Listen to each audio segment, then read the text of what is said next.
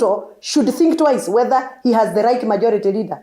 We had another majority leader in the previous national assemblies, like the Duale. When did you hear that the president is being heckled in Garissa? Have you ever heard? Every time the president visited Garissa, he went there as a hero. So President Ruto should think very seriously about his majority leader, because his majority leader is not building Ruto. He's actually degrading Ruto and eroding Ruto politically. What do you think the 60 plus MCAs of Kiambu are thinking about UDA government, when every day they are in constant fights that are planted by a majority leader who serves in the National Assembly? What do you think the governor feels and think when MCAs confess to him that we are being sponsored by so-and-so to scatter you? What do you think even the voters of Kiambu are thinking? Yesterday I was in the village. Yes. And I asked people, are you comfortable with this kind of mess? I have, for over 1 year, consolidated coffee farmers in my constituency. Consolidated means I have been at it, visiting their local factories, listening to their issues, solving small problems that they have. And then when we are just about to win, because yesterday we were winning, we have already won by reviving a dead coffee mill for Komodhai Coffee Society. A mill that shut down in 1986. It was revived yesterday, courtesy of Wamuchomba's effort, the farmers' effort, and the governor's effort. What do you think those farmers are thinking? What do you think they are saying? They are saying, we want people who are pro-maendeleo, not people who are coming to tell us, I am the majority leader, I am close to President Ruto, I go to State House anytime I want, because that is how our majority leader behaves when he comes to our villages. He should shed off his ego, realize that he's a servant of the people. And by the way, that position Kimani Ichung'wah is holding today of majority leader, he was given courtesy of the people of Kiambu. Do you know why? Right. Because we brought into Ruto's vote basket the highest percentage of votes in Kenya. We gave him over 600,000 votes. That is why Kimani Ichung'wah is the majority leader. That position is holding. He is holding brief for people of Githunguri. He should come humble to the people of Githunguri.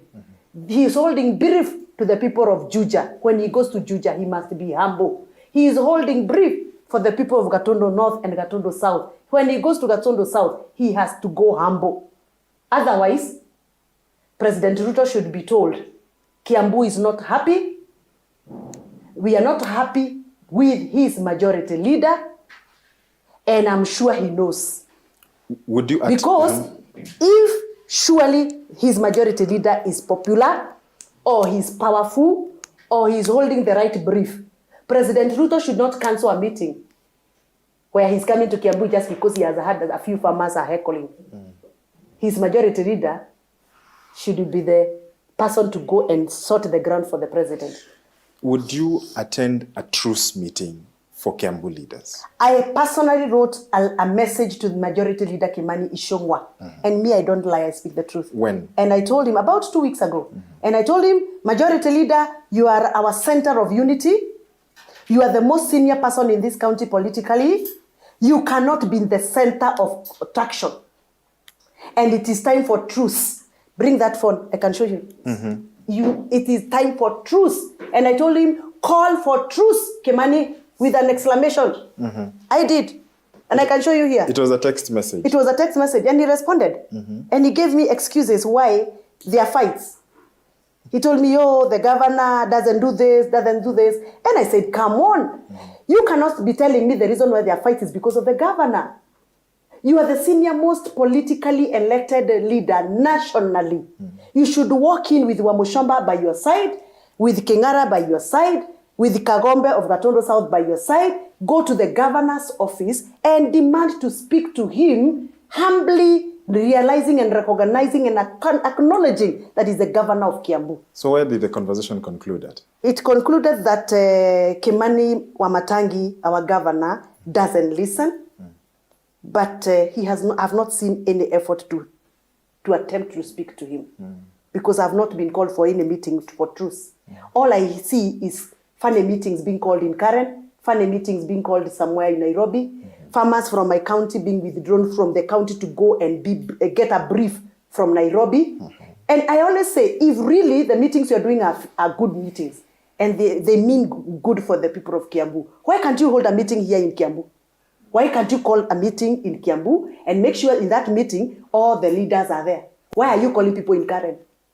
It is because there's something you're planning that you didn't want the mass, the people who voted for you, as early as 3 a.m. to know what you're doing.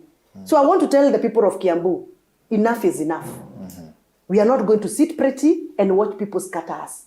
We are not going to sit pretty and hear people plan for us. All we need and care is, we want what was delivered on the top of the cars when you're doing campaign. We were promised GMR on coffee. Where is it? We were promised GMR on tea. Where is it? We were promised that we are going to get our own feed factory for our livestock farmers. Where is it? We were promised that we are going to have jobs for our young people in Kiambu. Where are the jobs?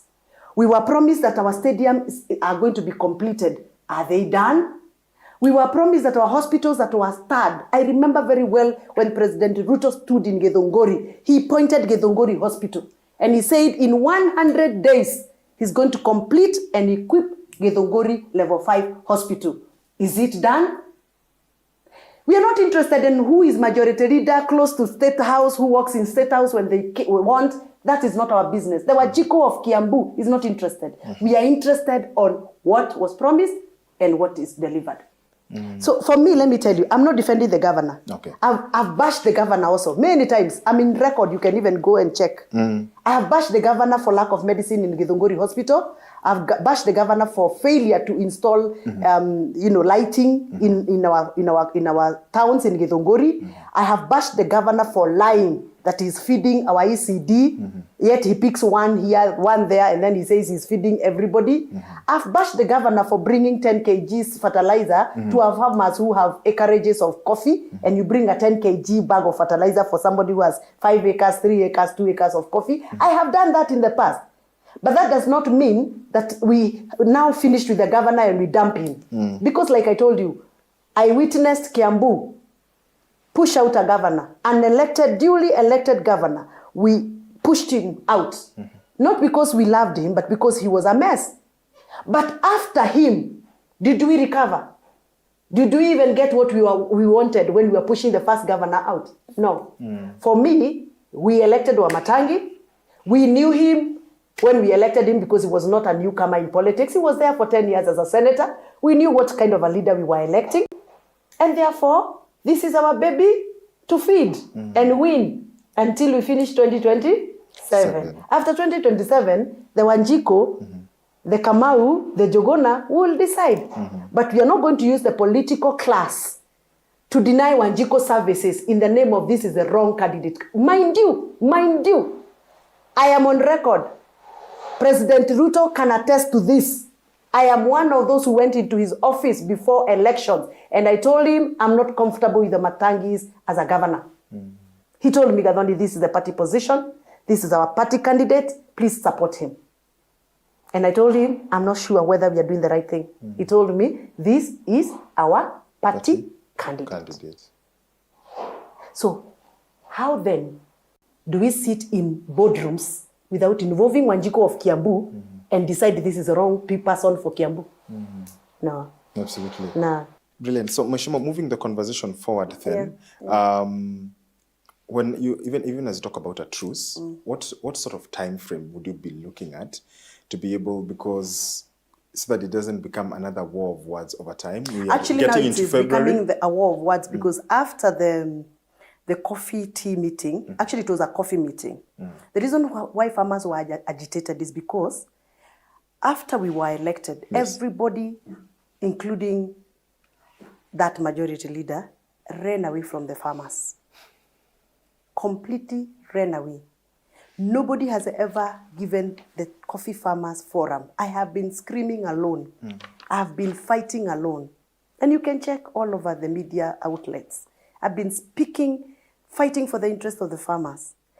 Only when my noise has gone to certain levels, the government started what I call knee-jerk reactions strategy. Coming with quick fix promises, PR promises. And that is why the farmers are not happy. So when you see the president running away from such meetings, the deputy president running away from such meetings, because they know they've already created a lot of mess for themselves in terms of promises.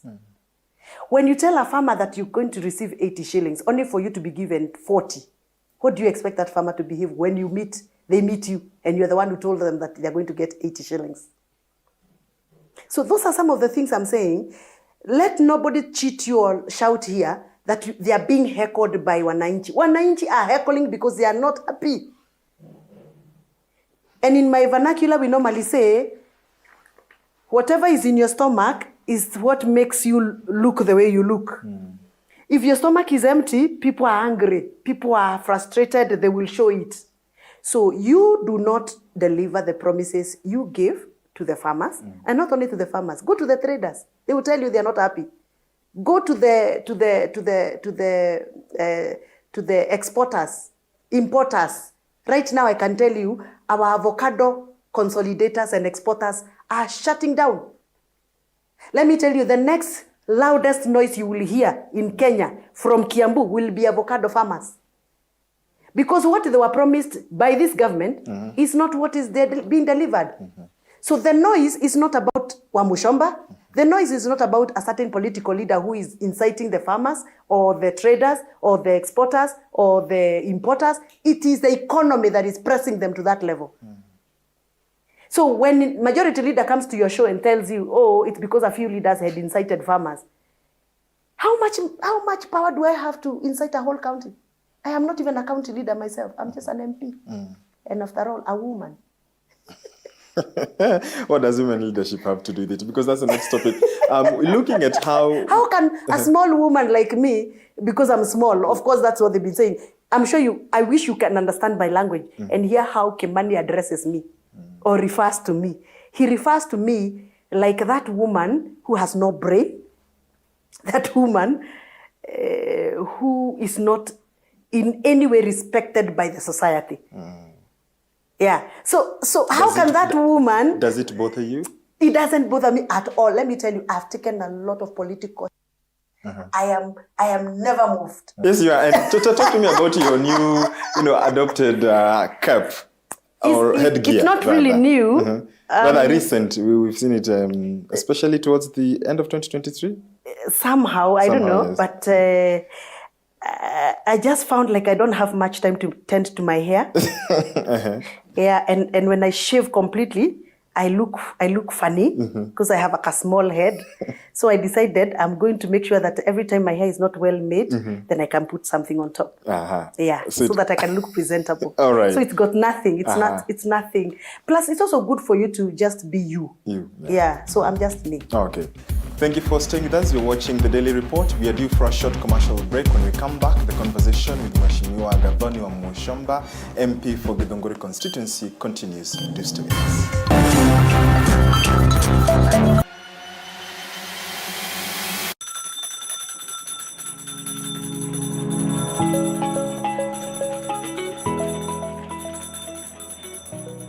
Wanasema wasemao kuwa elimu ni bahari haiishi kwa kuchotwa. Wakati mwingi natangamana na wanafunzi madarasani, sio kama mwalimu bali kama nahodha kwenye kipindi cha tasnia ya elimu. Na iwapo utanikosa madarasani, basi utanipata nyanjani nikisaka habari zenye usawa, ufasaha na ukweli. Na iwapo utanikosa nyanjani, bila shaka utanipata studioni, hapa nikisoma habari na kuendesha mijadala mikomavu. Mimi ni Andrin Kilemi, mpenzi wa lugha ya Kiswahili na elimu kwa jumla.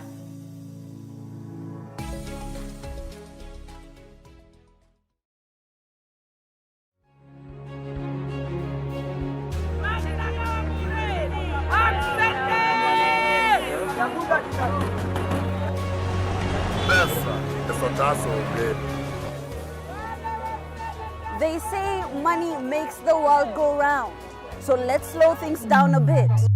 put things in perspective. From the markets to the streets to the stocks, we make the complex comprehensible. Join me, Hibak Said, on TV47 Business News for market insights like never before.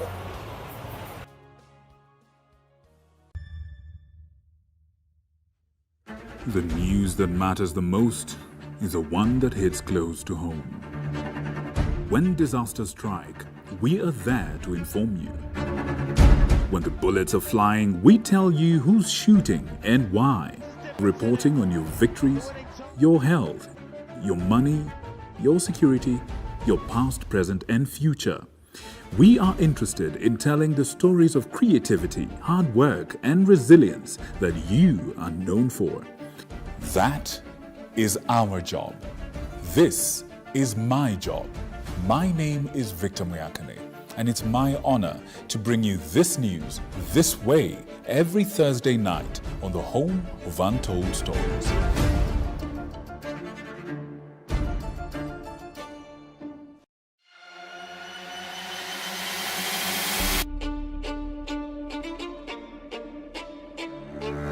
Katika majengo haya, hapa ndipo sheria zinapotungwa na zinapopakuliwa. Nitakuletea viongozi mbalimbali, mirengo mbalimbali, wote kwa pamoja.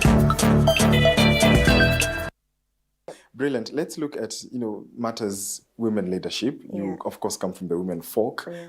How are you finding it as a female leader in the National Assembly? It is, of course, it's not your first time there. Yeah. You are a woman representative, Yeah. now member of parliament. Yeah.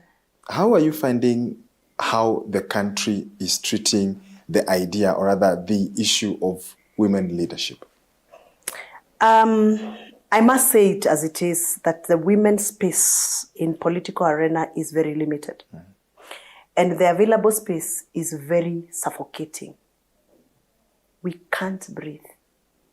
Especially with the KK government, we basically are not breathing. How come? Because women in politics have not been given the right opportunities to be in the strategic positions for leadership. And those that have been put there or placed there, they are there because, to me, it's a platform for use. Allow me to tell you this. Yes. During campaigns, the president had a special meeting with women, an indoor meeting and a public meeting. The indoor meeting, he promised women, one, women will be given the first opportunities in his political party, and we were pushing for retention strategy to make sure that we retain the women that were in the previous parliament.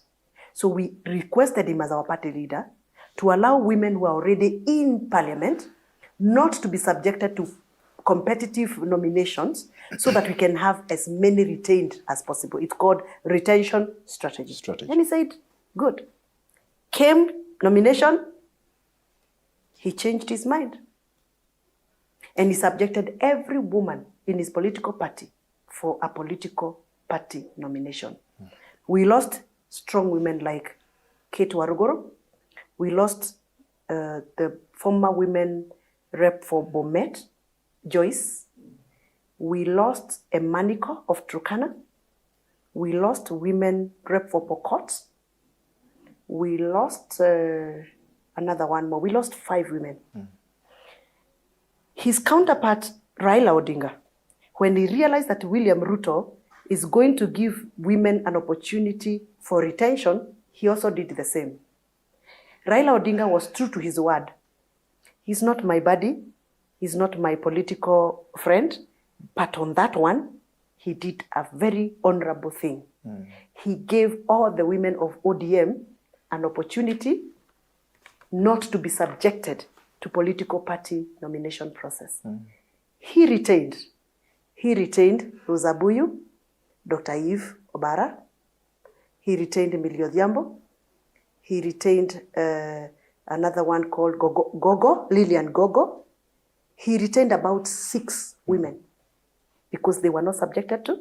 So he retained, we lost. Can I sit here and tell you that UDA is friendly to women? I cannot.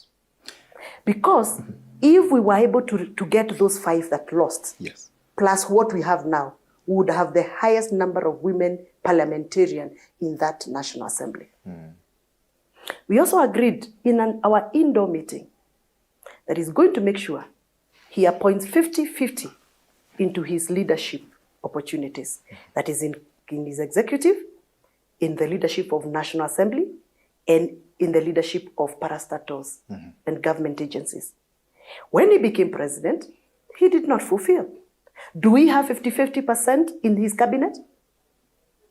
Do we have 50-50% in his agencies and parastatals? We don't. We are yet even to achieve what we call the two-third gender the two-third gender rule. The principle is not there in parliament, it is not there in his cabinet, it is not there in his parastatals and agencies. Now, in the public arena, he stood and he signed a charter for women. It's called Women Charter. He signed in public, he signed at the glare of your cameras, and it was live on every station. He promised the women the same, 50%, two-thirds gender principle, and he also added that he's going to make sure women who deliver in his government will get supply of Pampers for the first 3 months of delivery. Has he delivered?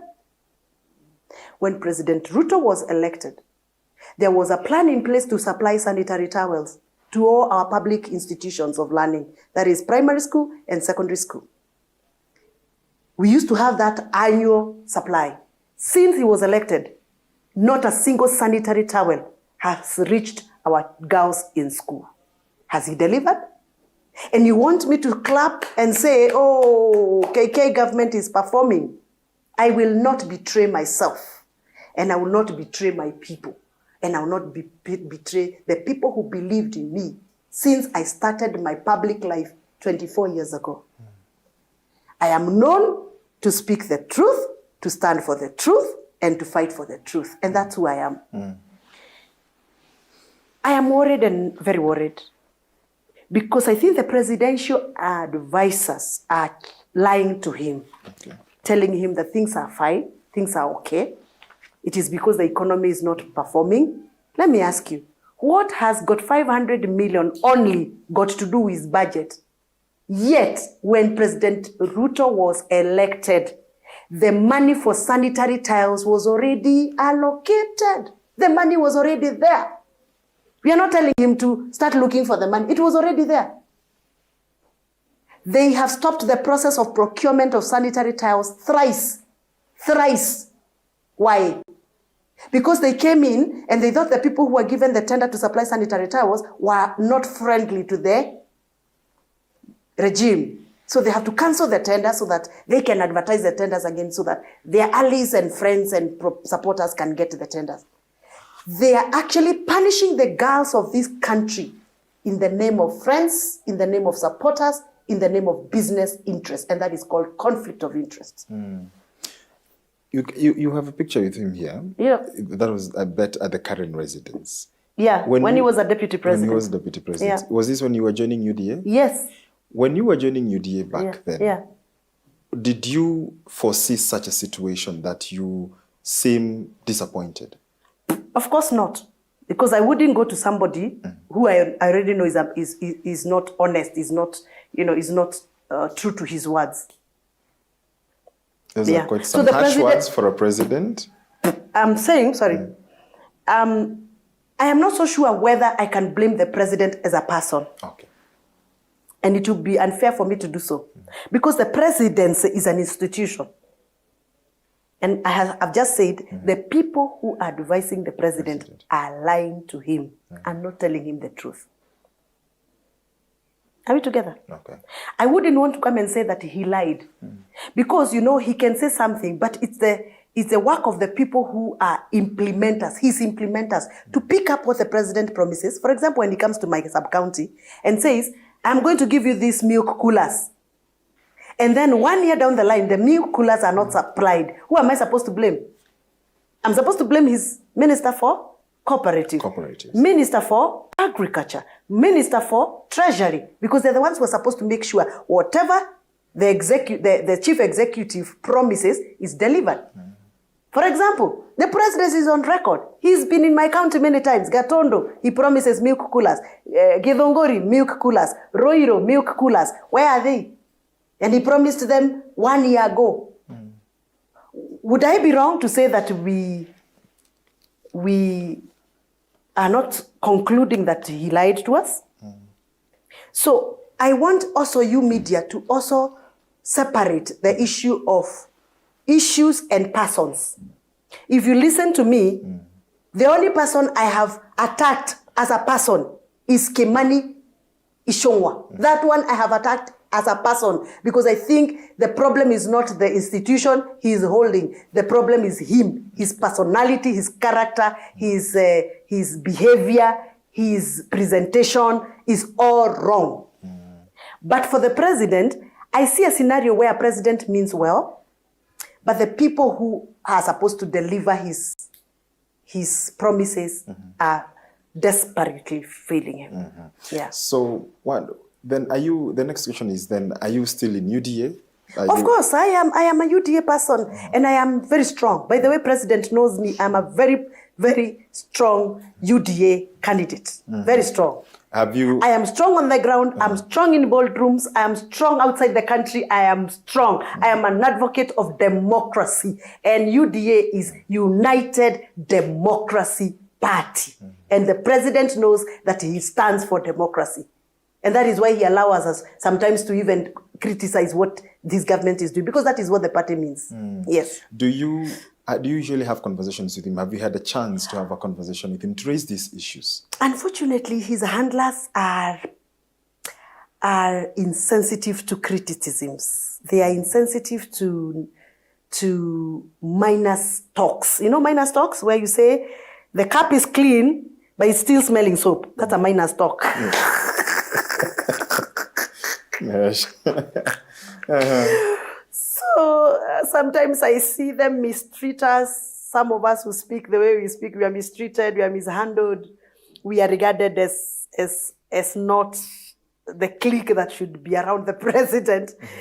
And I'm comfortable with that. You're comfortable? Yes, I am. As long as my Wanjiko is comfortable with me, I'm good. As long as those women, the elderly men that pray for me, that paid my school fees and struggled for me to be where I am, as long as they're happy, I'm good. As long as the Almighty God is happy with me, I'm good. Because when you fight for the poor, when you fight for the voiceless, you are not fighting for yourself, you're fighting for God. So whereas the handlers, I'm sure you also have, during the campaigns previously, you've been able to have a conversation with the president before. It's not about having a conversation with the president. The president did his conversations during campaigns. Have you tried shooting a message like the one you shot to? Not once, not twice.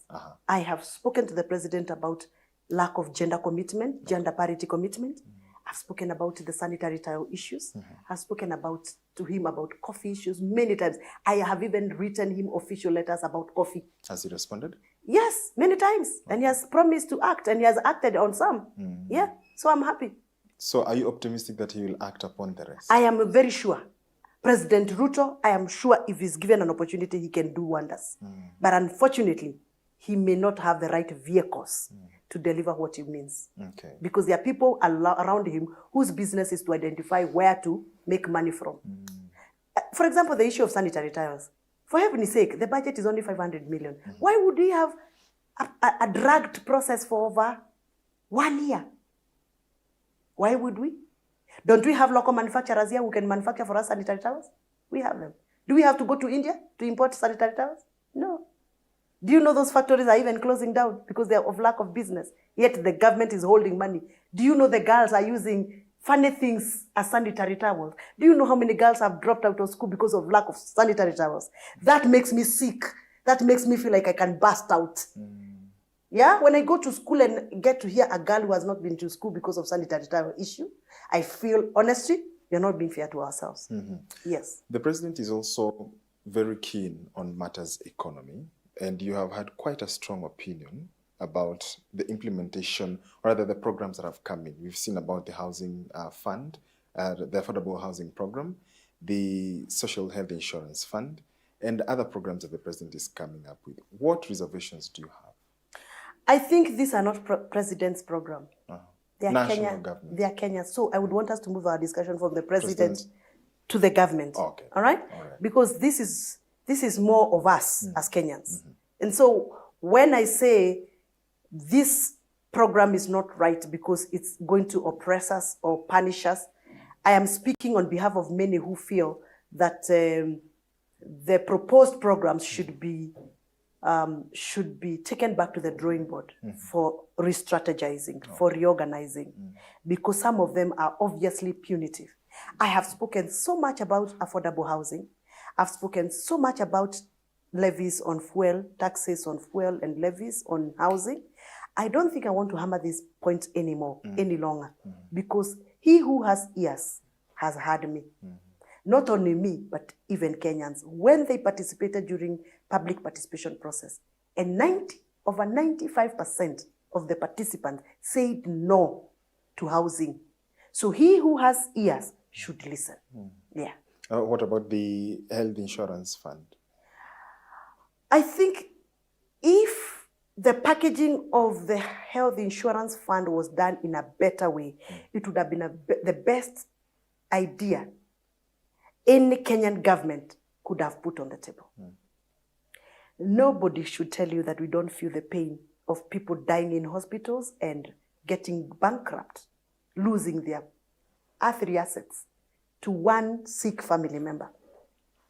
Nobody will pretend that we don't know that people have been having bodies lie in mortuaries post. If there was no other underhands in businesses, because what is making people uncomfortable, it's the underhands, because there are so many underhands, then I think it would have been a good idea. Allow me to give you another one show to speak about NHIF and the medical packages as one show. We will come to that. I do not want to handle this package superficially. I would want to discuss with you in very detailed manner. And we shall invite you, perhaps very soon, to speak about it. Please. Because there is that public participation and all these programs that the ministry is on about. What do you see as a future of Kenya with the current economic situation? We have seen the macros are reporting that Kenya's economy is growing. But we have even had admissions from members or other leaders, national leaders from government, saying on matters of economy of the pocket is where they seem to have a problem and there is room for improvement, to quote some words. What's the future? What do you see? When I was a student at the University of Nairobi pursuing my master's program, I learned about the fallacies.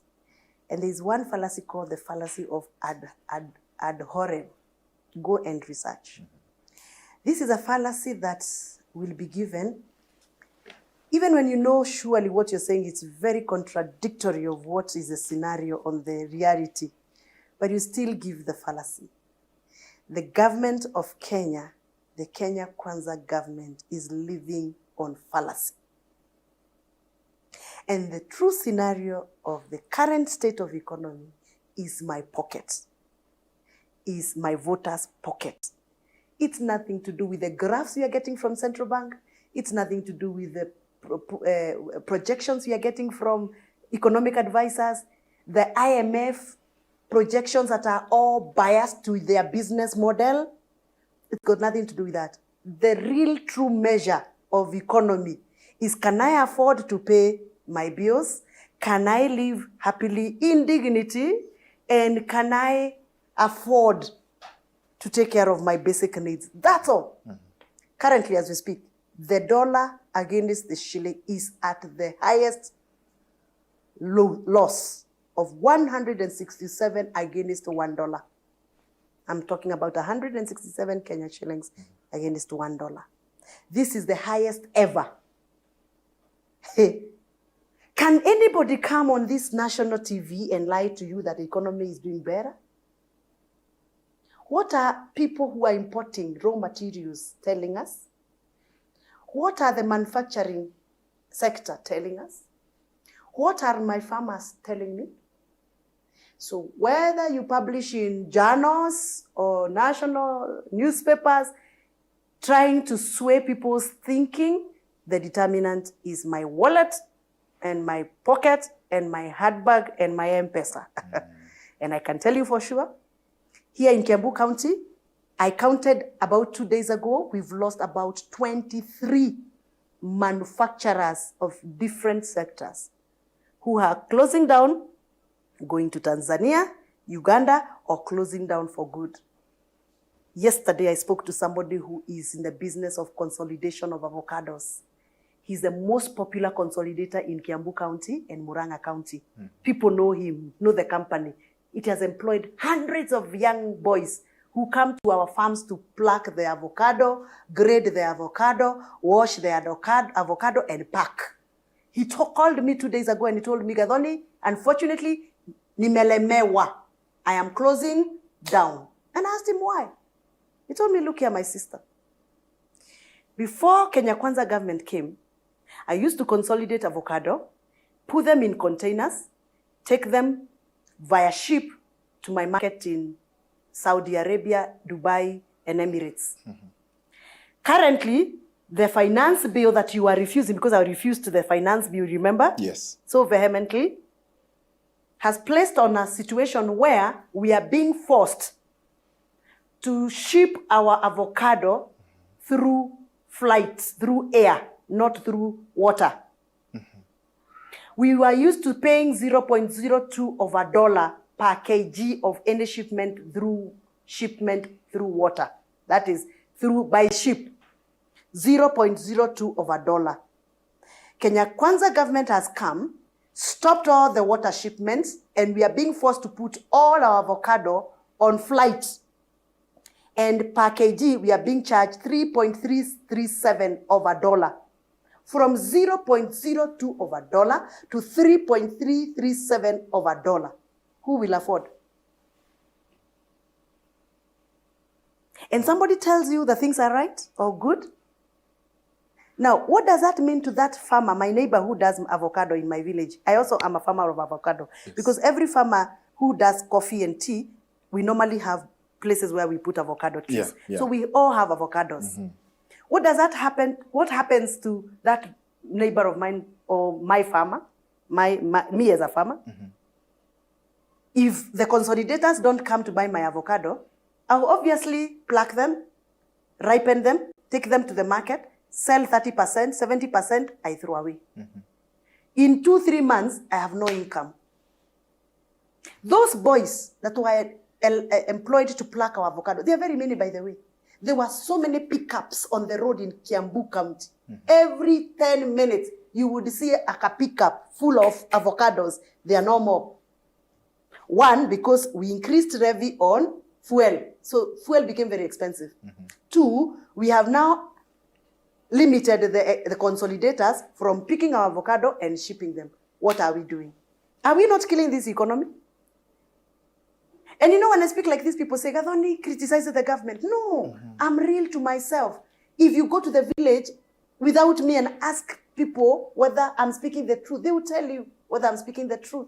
And that is why the farmers will heckle those leaders when they come. Because you are coming to tell them that tuko na mpango gani na makorofia yangu inaozea kwa shamba. Unaniambia uko na mpango gani when I cannot afford to take my child to that school that I used to take that school because I cannot afford. So the economy right now, the indicator is the dollar. Let us not be baffled here with so many reasons and narratives and graphs and predictions and too much English. What is the value of Kenya shillings against the dollar? Can I tell you? After this interview, if you have a minute, I will take you to some places in Crossroad, River Road. And I will allow you to speak to the people who have been importing some items here in Kenya from outside. They are called importers. They will tell you the impact of the dollar against the free fall of a shilling against the dollar currently in their business. They will tell you. So, I am seeing even a dollar future.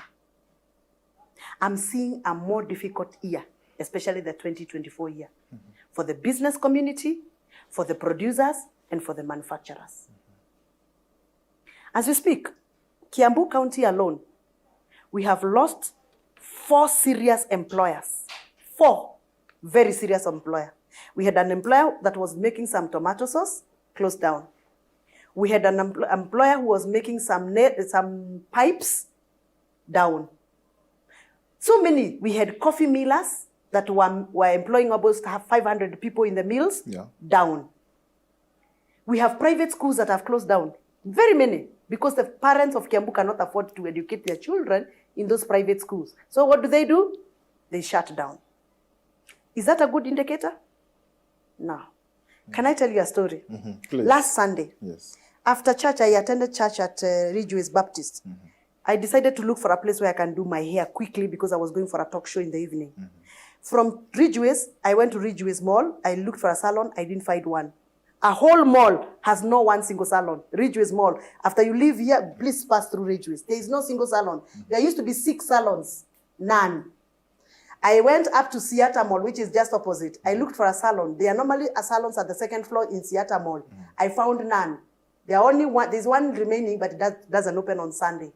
I left and I drove all the way from Ridgeway's all the way towards Roster through Garden Estate. There were so many salons and barber shops along the road. I toured that place looking for a place I can do my hair. I did not find one. I only ended up near Roster's roundabout. All the way from Ridgeway. I cannot find a good salon, not even a good.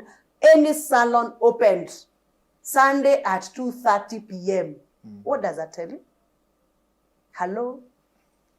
Hello. It's not business as usual. What would be the cure, in your perspective, to eradicate a dull 2024 to make it look bright? 1, repeal Finance Act. We must repeal if you want to recover. We must loosen some belts that we have put for Kenyans. We must not make IMF our economic advisor, because IMF is not our friend. Our IMF is our trader. They are making money out of us. So listening to them, we are actually doing what they want us to do for their own gain, not for our own sake. President Ruto should do what Kibaki did. He should sit down and come up with an economic advisory team. Do you remember was it called the Dream Team? The Dream Team, yes. The Sky Team or the Dream Team, I think. Get serious economists, people who are in touch with the ground. Usichukue watu ambao kazi yao ni kuvalia tie, the most expensive tie, with the very many titles. Get people who are on the ground, people who have run cooperative society to tell you what is it that the cooperative societies require for them to get the revamp.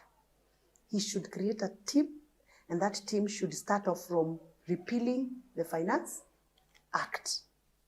I know this is not the right language Kenya Kwanza government would want to hear. This is not the right narrative they want to hear. But for us to recover, we must forget about these punitive taxes, because they are punitive. You cannot double tax me. You tax me on fuel levy when I fuel my car, and then you put another toll center ya kuchukua pesa ya barabara on Kiambu Road. That is called double punitive taxation. Iliona Murkomen has already suggested that he's going to put toll stations to start collecting road levy. Yet, road levy is already part of the fuel prices.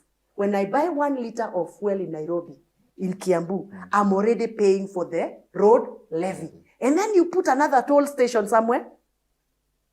Come on. That is called double taxation. And it is punishing the people of Kenya. You will not force me to buy a house, yet I'm paying a mortgage. For example, for me, every parliamentary term, I have an opportunity for a mortgage. All right?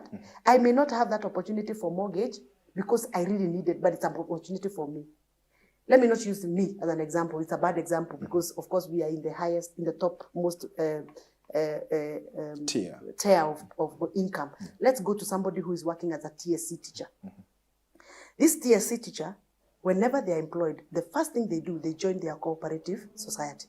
They start remitting money for savings for future housing. Housing. So they take a loan and they go to Murera, they go to Gatuanyaga, they go to Juja and buy a plot. Yes. And immediately they start putting stones together to form a house. Month by month, month by month, month by month. Then you come, this guy is still in the process of putting up a house. You put house levy on his payslip. Assume he abandons that house and decides, wow, I'm going to buy government houses. Then you tell him, abandon your house, come and buy our house, but this house you have to give us down payment of 400,000 cash, and then you have to give us a monthly payment of 17,000. And house allowance ya huyu mwalimu is 12,000. How will he survive? And by the way, ukimuitisha hizo, tayari ushamkata zingine. That what you have deducted him as house tax, you are not using it as a deposit. You are actually telling him, nimekutoa house tax, lakini nipatie 400,000 deposit as a guarantee for a house. Don't you think that is punitive? It is very punitive. And that is why I said in Parliament, I said Finance Act is punitive, it is oppressive, and it is scandalous. Because this person you're selling to the house you're selling to him, the land belongs to him. All the land that the government is taking to build houses belongs to the people of Kenya. So you take my land, you're not giving me any waiver for taking my land, and you still make business out of my land.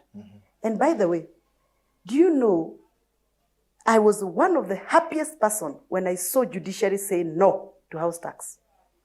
That day I was very happy. You know why? Friday. You know why?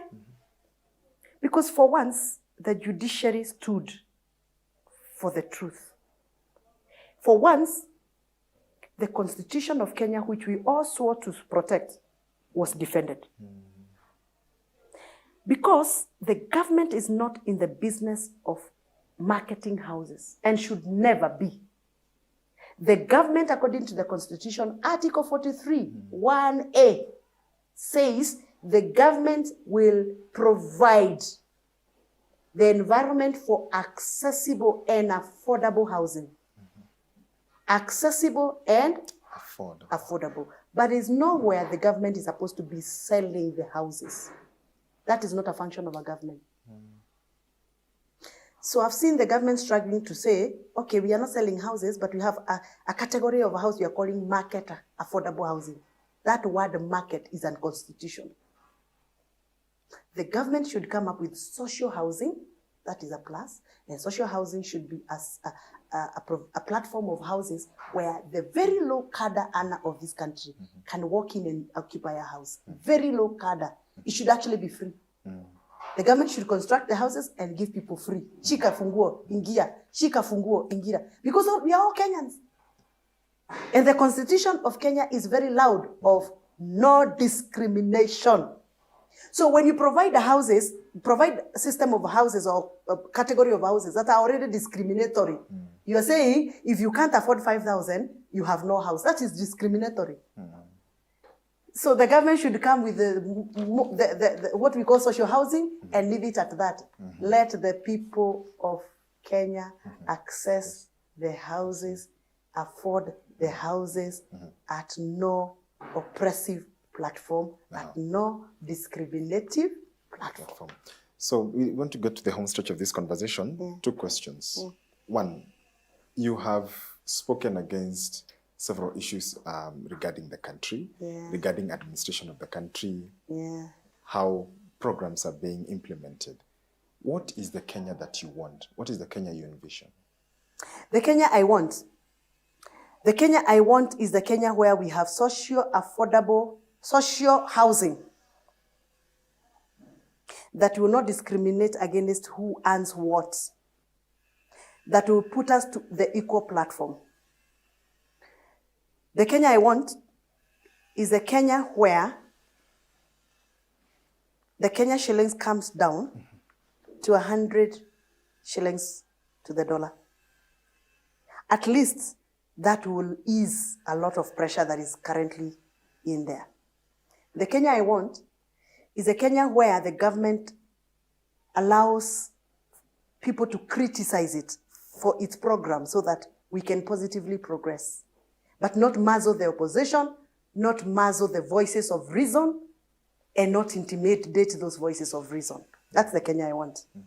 The Kenya I want is the Kenya that the Moitas of this world, the Anyang' Nyong'o of this world, the Wangari Maathais of this world fought for during the Second Revolution. Freedom of speech, freedom of association must be accommodated. That's the Kenya I want. The Kenya I want is a Kenya where political parties are given room to operate without muzzling the voice leaders of political parties. The Kenya I want is the Kenya where the spirit of cooperatives is reinforced for the farmers to amalgamate and aggregate their products willingly with a liberal market. The Kenya I want is a Kenya where the government is not the marketer of our cash crops. The Kenya I want is where the government provides a platform for people to market their cash crops, but not the government taking the role of marketing cash crops. Every time the government interferes with the marketing or the value chain of a cash crop in Kenya, that cash crop crumbles. A good example. The government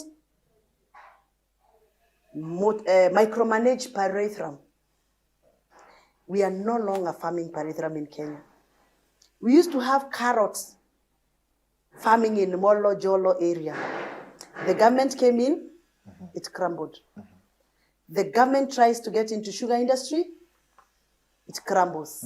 The government has tried to come into coffee industry, we are crumbling.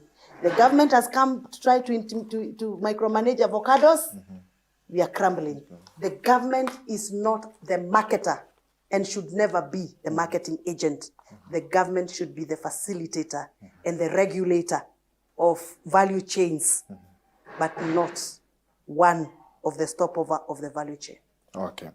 So the Kenya I want is the Kenya where the government willingly puts efforts and platforms to stop femicides and domestic violence in this country. The government must be seen to put effort to stop femicides. That's the government I want. The government I want is a government that is not exporting labor, but rather providing domestic opportunities for labor. Thank you very much. Brilliant. So what are you up to now? I mean, moving forward, we've seen you very fiery. Are your competitive juices flowing for the chance to be, to take on higher positions of leadership? What's in your itinerary? I have all it takes to take a higher office, but time will tell. For now, my business is to fight for those people who believe in me and do what God wants me to do. I believe I'm on a mission. Yes, I am on a mission. Which is? Time will